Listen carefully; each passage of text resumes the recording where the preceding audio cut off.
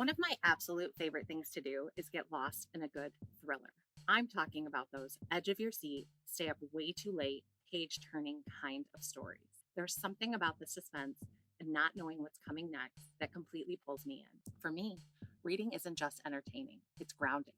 It challenges your thinking, expands your perspective, and sometimes getting wrapped up in the literary world simply gives you the perfect escape from the noise of everyday life. It's the love of stories that draws me to one of my most treasured places. This is a bookstore and book bug. Located in Kalamazoo, this place is pure magic. It's warm, welcoming, and filled with a real sense of community. I've spent hours there discovering books I didn't even know I needed. It's the kind of place where you might bump into a friend, get an amazing recommendation from someone on staff, and somehow walk out with a stack of books you didn't plan to buy with many reasons to come back soon. Shopping there is nothing like buying from a big online retailer. When you support This is a Bookstore and Book Bug, you're investing in something real, local, and personal. You're part of keeping independent bookstores alive, and that matters. The best part, you don't have to live in Kalamazoo to experience it.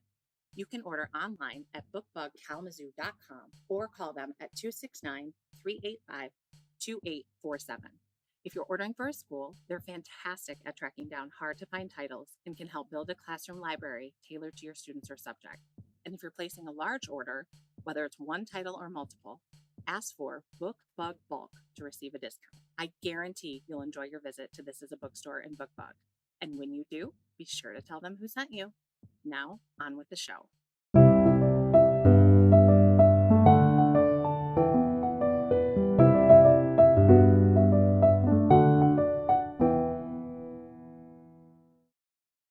I am not typically a musical person, but when I was teaching 8th grade American history, the characters from the musical Hamilton kept popping up in class, and my students would ask me if the historical figures were just like the characters in the musical.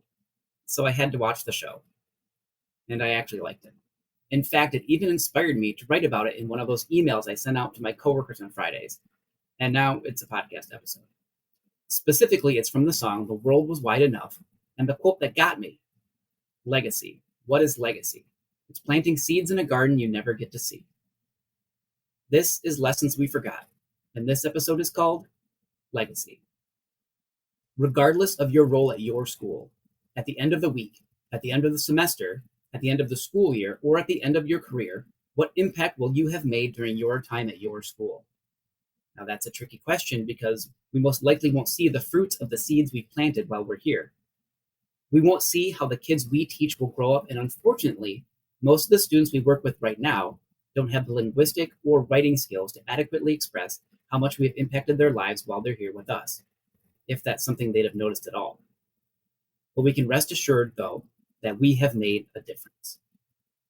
When I see my former students around town, something that happens to me more regularly every year, I'm surprised by the things that they remember.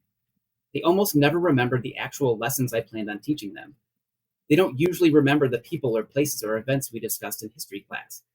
Instead, they remember the times I made mistakes, the spontaneous moments of fun we had in class, and they remember the times they got to see the unscripted version of me.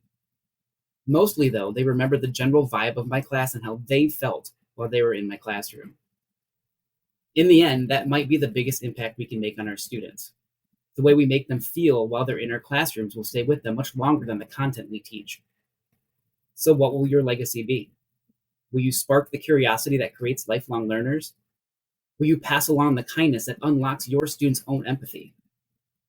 Will you be the one who sees the potential in a student that everyone else, even that student themselves, has given up on? Will your room be the safe space that allows a student to simply make it through the school year when they otherwise might not be able to? What will your legacy be? You've done your part in the garden. Now you have to wait and see.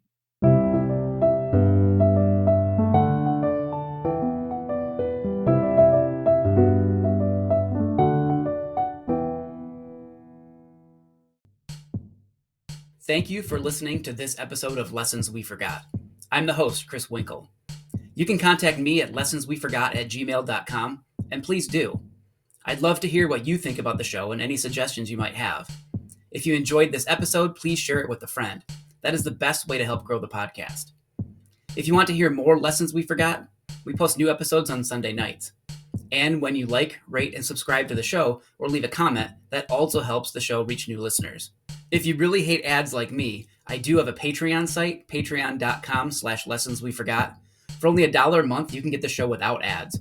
I'm offering a free trial right now, so go check it out and see if it's something you'd be interested in. Thanks again for your support.